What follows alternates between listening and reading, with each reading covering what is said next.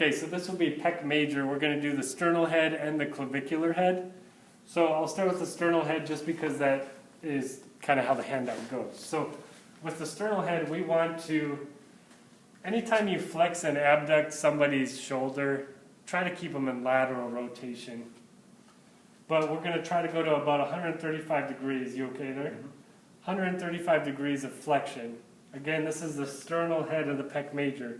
And I'm just seeing, can his arm get to the table or not? A lot of times when people are stiff, they're going to adduct, because you know the Pec Major will horizontally adduct, but it'll have that pull to kind of drop into extension and adduction. So you got to make sure they're in 135, and if you drop straight down, can they get flat? And like right there, I'm getting resistance. If I really pushed hard, I could probably get him there, but he's going to probably rotate at the trunk. So for Sam, his sternal head of the Pec Major is a little bit stiff or short. Remember how you distinguish between stiff or short is you can do repetitions of the motion you want to try to get into, and if he actually reaches the table after about 6 to 8 reps, then that's more of a stiff muscle.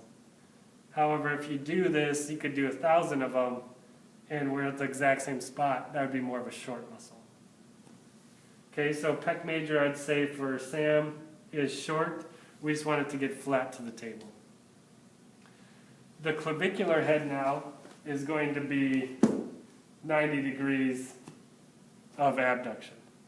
Now, for your view, I'm kind of extending his elbow, but really at the pec, the elbow can be flexed, right? So don't worry too much about if the elbow's flexed. But can he get flat here at the clavicular head? I would say he can, but we just got to pay attention. How much of an anterior translation is there? Now we talk about abduction in standing. You might see that anterior translation, and that might be part of an excessive pull from the pec muscles, right? Which can bring the humeral head anteriorly as well. So something you want to watch for. Are you okay there? So this sternal head, remember 135.